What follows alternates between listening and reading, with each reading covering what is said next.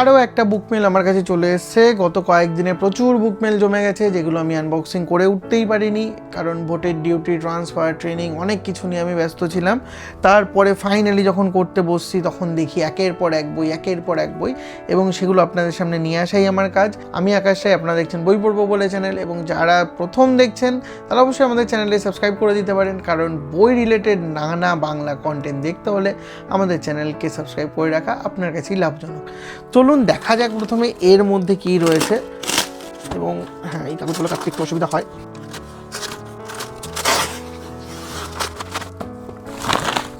মোট দুটো বই রয়েছে। প্রথম যে বইটা আমি দেখাচ্ছি সেটা হলো ডাকাত হরিচরণ, স্বাধীনতার আগে ও পরে, সঞ্জয় কুমার দাশের লেখা এই বইটা। স্বাধীনতার আগে ছোটনাগপুরের বিস্তীর্ণ খাদান এলাকার খনির মালিক দেশীয় মালিকদের হাত থেকে ব্রিটিশদের হাতে চলে গেল। ইংরেজ মালিকরা ন্যূনতম পারিশ্রমিকের শ্রমিকদের প্রচুর খাটিয়ে তাদের সমস্ত সুযোগ সুবিধা থেকে বঞ্চিত করে সমস্ত মুনাফা কুক্ষিগত করে রাখত। ডাকাত হরিচরণ এই অঞ্চলের বিভিন্ন অত্যাচারিত শ্রমিকদের এক এক করে ব্রিটিশ মালিকদের বিরুদ্ধে আন্দোলনে ঝাঁপিয়ে পড়ল। পরবর্তী ক্ষেত্রে এরাই একটা ডাকাত দল গঠন করে ব্রিটিশদের থেকে অর্থ সামগ্রী লুট করে গরিবদের মধ্যে বিলিয়ে দিত। স্বাধীনতার পরে খাদানের মালিকানা হস্তান্তরিত হয়ে ব্যক্তিগত হলো, যারা ইংরেজ মালিকদের মতো শ্রমিক বান্ধব না হয়ে অত্যাচারের পথে হাঁটল। কোনো ক্ষেত্রে আরও বেশি। এদিকে ডাকাত হরিচরণও সদল বলে ঠিক একই প্রক্রিয়া চালালো ডাকাতি করতে। চাইবাসা সহ আশেপাশে বিস্তীর্ণ অঞ্চল জুড়ে মহাজন জোতদারদের থেকে ডাকাতি করে সেই অর্থ সম্পদ বিলিয়ে দিতেন সমাজের গরিব শোষিত মানুষদের মধ্যে। তাই ডাকাত হরিচরণ পুলিশের চোখে শত্রু হলেও ছিলেন গরিবের ভগবান। একদিকে মহাজন জোতদারদের সঙ্গে পুলিশের যোগসাজশ, অন্যদিকে এই সমস্ত যোগদারদের আশ্রিত বাহুবলীদের সঙ্গে হরি ডাকাতের দলবলদের সংঘাত ছিল প্রতিনিয়ত। এবং সেই নিয়েই এই উপন্যাস ডাকাত হরিচরণ, স্বাধীনতার আগে এবং পরে। বইটার যে বিষয়বস্তু সেটা পড়ে কিন্তু আমার চরম এখনই এক্সাইটমেন্ট ফিল হচ্ছে, এবং মনে হচ্ছে এখনই বইটা শুরু করে ফেলি। লালমাটি থেকে প্রকাশিত হয় এই বইটা, 250 টাকা মাত্র মুদ্রিত মূল্য, এবং ছোট্ট একটা উপন্যাস, 160 পাতার আশেপাশে রয়েছে। কোনো ইলাস্ট্রেশন এই বইতে না নেই, ইলাস্ট্রেশন বিহীন একটা বই, এবং পেছনের দিকে লেখকের পরিচিতি দেয়া রয়েছে। এখানে একজনকে দেখে প্রচণ্ডই খুংখার বলেই মনে হচ্ছে, কারণ একটু ডাকাত ভাইবসটা কম, একটু মনে হচ্ছে যে ভূত ভাইবসটা বেশি। আমি জানি না এটা গল্পের সাথে বা উপন্যাসের সাথে সামঞ্জস্যপূর্ণ কিনা।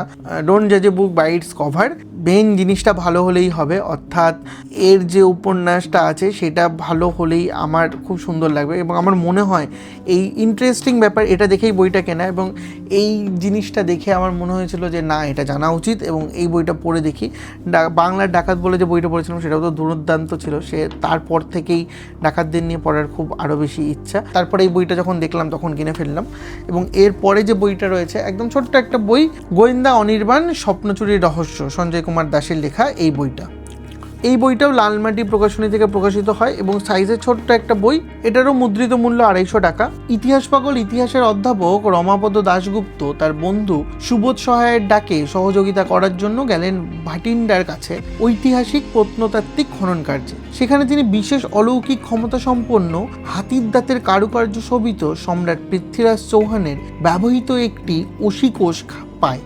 বিশেষ গুণসম্পন্ন সেই অসিকোষটি বাড়িতে আনার পর নিয়মিতভাবে অদ্ভুত সব স্বপ্ন দেখতে থাকেন তিনি, যা তার জীবনের ভাবনাকে অনেকটাই বদলে দেয়। একদিন অসিকোষটি গায়েব হয়ে যায়। তার বন্ধু বান্ধব অনেকেই ইতিহাসের সঙ্গে যুক্ত। তাদের কেউ এই চুরির সঙ্গে যুক্ত, না অন্য কেউ? কে বা কারা করলো এই চুরি, না অন্য কোথাও সরানো হয়েছে সেটা? আদপে সেটা চুরি হয়েছে কিনা? পরবর্তী সময়ে তরবারির খাপ উদ্ধার হবে কিনা?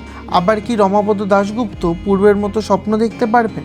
এই রহস্য কাহিনী নিয়েই এই গোয়েন্দা উপন্যাসটা লেখা। এবং গোয়েন্দা অনির্বাণ রয়েছে এখানে স্বপ্ন চুরির রহস্য, অর্থাৎ এখানে স্বপ্ন চুরি হয়ে যাচ্ছে। বইটার অন্য একটা দুর্দান্ত দিক যদি বলি, তাহলে পেপার জ্যাকেটটা সরালে এখানে আপনি একদম ভিনটেজ টাইপের একটা বই দেখতে পারবেন। আপনি দেখুন এই বইয়ের লুকটা কতটা ক্লাসিক, এবং এরপরেই এই পেপার জ্যাকেটটা দেখুন, দুটো একদম কন্ট্রাস্টে, দুটোর কোনো মিল নেই। যাই হোক, আমি রাদার দ্যান এইটা বেশি পছন্দ করছি। কি সুন্দর একটা বই লাগছে। ছোট আকারের বই হলেও ছোট পৃষ্ঠা সংখ্যায় নয়, প্রায় 180 পাতার কাছাকাছি এই বইটা, এবং কিন্তু ছোট, তাই আমার মনে হয় পড়তে বেশি সময় লাগবে না, খুব তাড়াতাড়ি পড়ে ফেলবো। এবং তার উপর এটা একটা ডিটেকটিভ বই তো জানেনই আপনারা যে আমার পড়তে কতটা ভালো লাগে, সেই কারণে আমি এই বইটা শুরু করব। তবে হ্যাঁ, এর আগে যে বইগুলো পড়া চলছে সেগুলো কমপ্লিট করব, তারপর এই বইটা শুরু করব এবং শেষ করে আপনাদের সামনে রিভিউ নিয়ে চলে আসব।